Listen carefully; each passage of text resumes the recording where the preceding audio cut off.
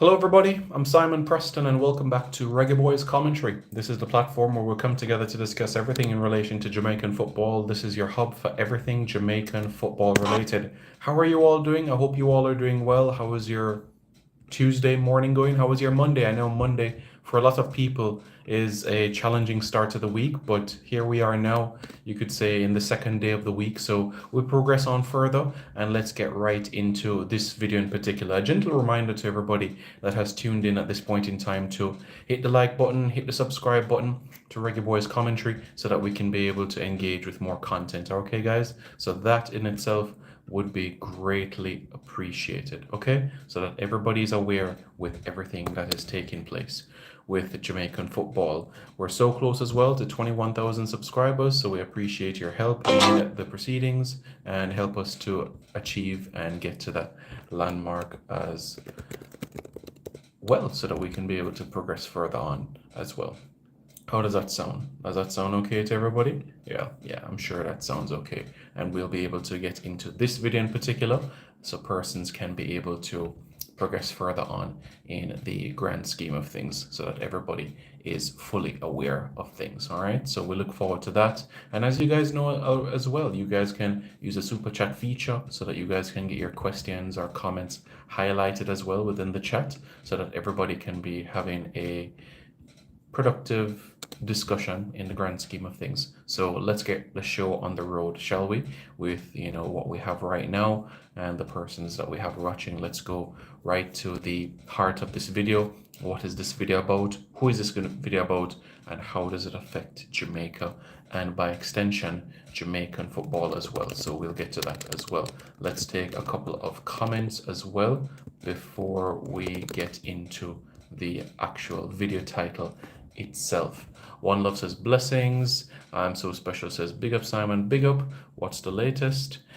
Yes, so Mr. Greenwood, it looks like he's heading to Marseille, and Omari Hutchinson has signed for Ipswich Town. Ipswich Town, another chapter for him, Premier League football, and it's going to be great exposure for him. So we're looking forward to see how things pan out where that is concerned. I do think the experience of playing Premier League football will be important for him.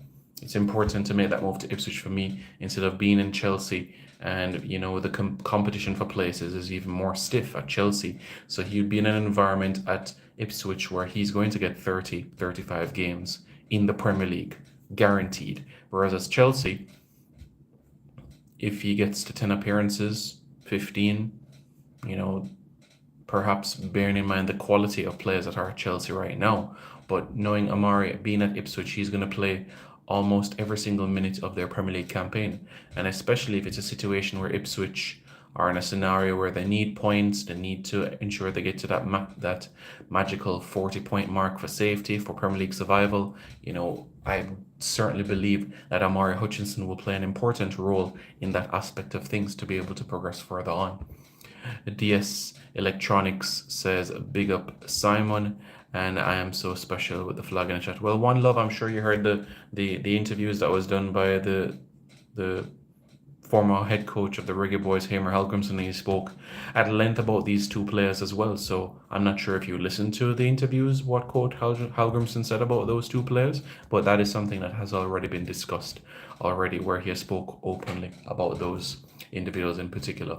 So let me go straight into this video now. It's that 5-minute mark in this video, so we go straight into what this topic is about in this video in particular. Again, for those individuals tuning in, please hit the like button, hit the subscribe button for everything. Hit this like, share, subscribe button as well. Another question: how's Ratchy Simon? Omar Daly. So Omar Daly right now, he is in Las Vegas. He's the founder of an academy called Albion, and he's doing very well. Omar Daly is progressing nicely with his academy on the 10s, on the 13s, on the 15s. The academy is going well. Honestly, I'm not sure how he manages the heat every day, because you're talking about 42, 43 degrees Celsius every day. I don't know how he manages it, but let me tell you something. He works his socks off each and every day, and he's somebody that loves the game, and he's doing an excellent job.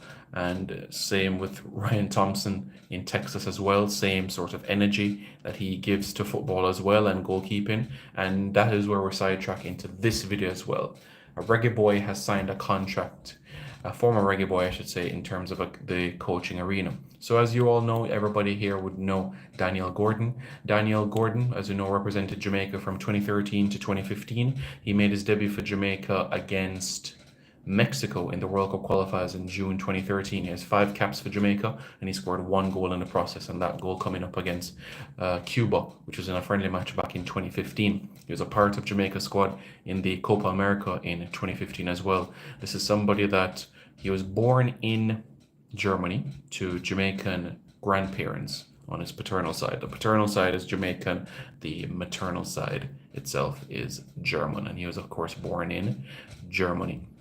So Daniel Gordon, he was former Borussia Dortmund player, 2006 to 2009, and he even was part of the Borussia Dortmund Academy as well, won the Franz Beckenbauer Award, where the best young players in Germany come together, and he was the recipient of the Franz Beckenbauer Award. And when you bear in mind the persons that have actually gone on to win this award, Miroslav Klose, Michael Ballack, and Daniel Gordon, a player of Jamaican heritage, to win this award, I just think it's absolutely fantastic. So he was at Borussia Dortmund 2006 to 2009, made great relationships there. This is his hometown club, but you could say the bulk of his career was at Karlsruhe, 2012 to 2016, and also from 2017 to 2023. So in a nutshell, you're talking about 10 years that he spent at Karlsruhe. So that's basically how things went for him. Played second tier in German football for the vast majority of his career, even though he did have the opportunity to play in the Bundesliga. The vast majority of his career came in a second tier. So now, 39 years old, retired from professional football, and Daniel Gordon is the head coach of Karlsruhe's academy. Karlsruhe, as I said, is in the second tier, second Bundesliga. So he is the head coach of their academy and is in charge for everything that is in the reserves, everything in the reserves. And it's exciting because when you have a former Jamaican international that is having this role and this capacity, it only bodes well when you bear in mind the experience. I must tell you though that, and I've often said in previous videos, and especially those watching this video would know quite well, I've said openly that Borussia Dortmund want him back. Borussia Dortmund respect him highly. Hometown club, played for the club, great in the dressing room. So he is well liked and well loved at Borussia Dortmund. And he wasn't ready to uproot his family at this point in time. But don't be surprised in the near future that this man, Daniel Gordon, ends up at Borussia Dortmund. Do not be surprised, because his knowledge of the game, 1, and 2, being able to, for Dortmund to associate themselves with a Dortmund-born individual, it's something that it will certainly transcend things moving forward. So in relation to Daniel, he's getting this experience, and for a former national player to be in charge of an academy of a second-tier German club, it speaks volumes. The trust, the faith, the knowledge, the appreciation, the ability that Daniel Gordon had. And this bodes well. And when you look at the pool of former national players that are involved in coaching right now, I don't think it hurts as well, long-term speaking, to have these coaches being able to mingle together. I'm sure this is something that happens, but to be able to mingle together and to be able to exchange ideas, it can only be positive. It is a win-win. When you bear in mind the likes of a Tyrone Marshall, you bear in mind the likes of a Ricardo Fuller, Ricardo Gardner, Freddie Butler, you bear in mind Dion Burton, you bear in mind other individuals like a Darren Moore, such individuals like a Daniel Gordon as well, who I've just mentioned, a Joby McAnuff as well, Jamie Lawrence as well, a Jamal Campbell-Rice as well, a Michael Johnson as well. And honestly, we can go on and on, because I didn't mention Wally Harris as well. You understand what I'm saying? I didn't say Donovan Ricketts as well. You understand what I'm saying? I didn't say Shabar Thomas as well. So when you're bearing in mind former national players, I personally believe that having a forum for these former national players is incredibly important long term, as you are having ideas, and these players have quite diverse experiences. Some having the experience of playing in Jamaica and grafting their way through to be able to gain experience overseas. Some individuals born in the diaspora and getting experience straight into the English or German or North American system. So these different experiences, when you put it together, it helps because you have certain players that experienced a different pathway in life compared to others, and that will bode well. So, for example, somebody like a Freddie Butler, somebody like a Ricardo Gardner, Ricardo Fuller will know what it was like here in Jamaica before being able to experience football overseas, Europe, North America, etc., and know what it would the pathway or journey would be like for a Kaheem Dixon, a Shaquan Davis, a Richard King, a Alex Marshall, etc., etc.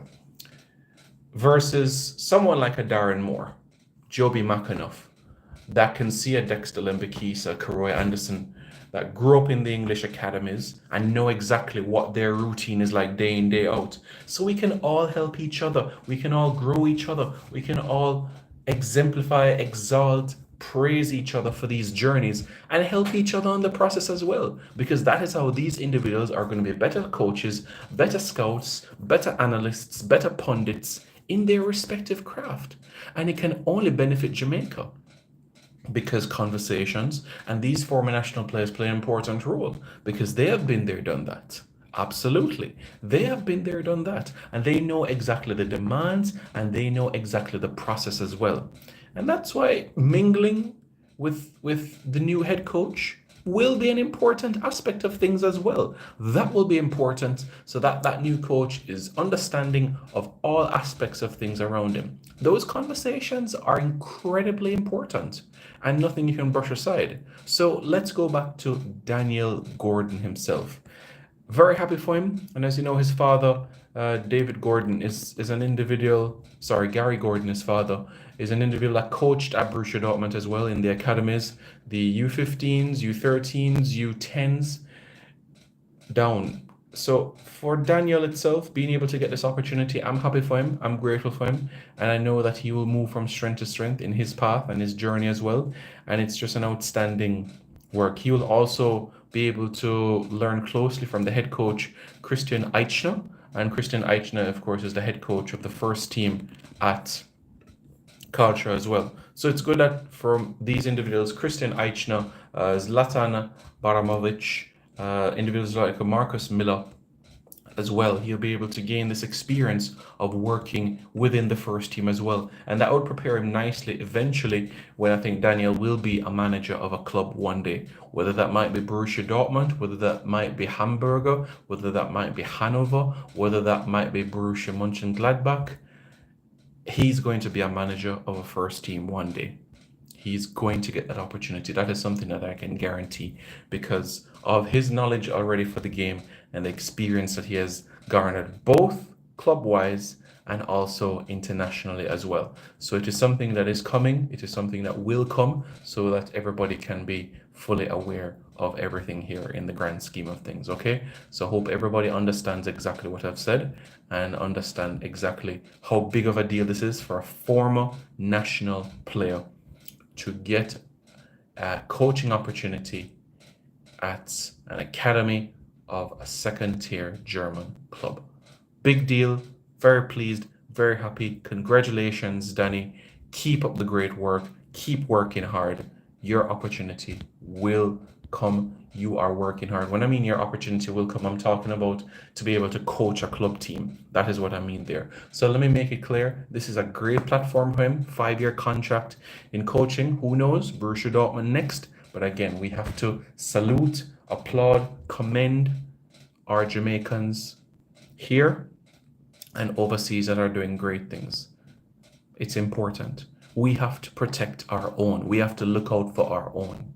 That is incredibly important. We have to look out for our own. This is an important aspect that should never, ever, ever be neglected.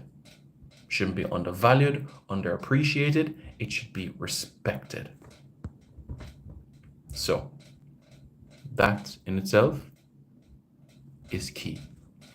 So folks, let me know your thoughts. Again, we want to praise Daniel Gordon for this opportunity.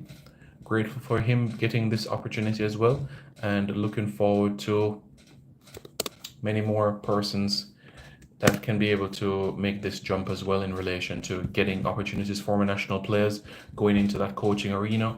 And if they're not coaching, then they're scouting. If they're not scouting, then they're being an analyst or a pundit on television as well.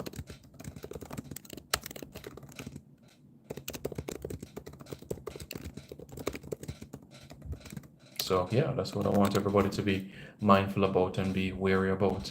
Let me take one more question before I wrap up this video in particular. Simon, do we have players born in Germany of Jamaican descent? Absolutely, yes we do. Jamaica is just such a diverse place.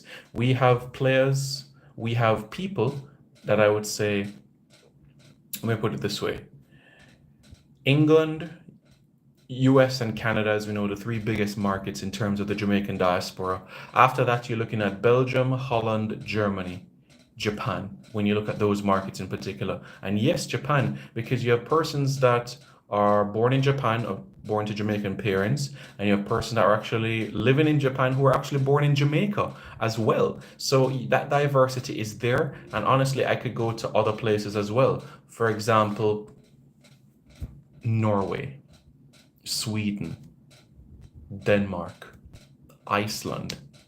You understand what I'm saying? So the diversity is there, and as Jamaicans, we certainly know how to spread our wings and globalize, because as Jamaicans, we are capable of doing great things, and that is one of the most attractive things about us as Jamaicans.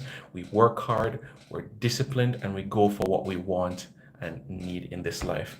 And of course, that is attractive to people as well. And that is why you find many experiences of, you say to yourself, we have somebody that was born in France but have born to Jamaican grandparents, or Switzerland. You know what I'm saying? So it just goes to show the diversity of our people.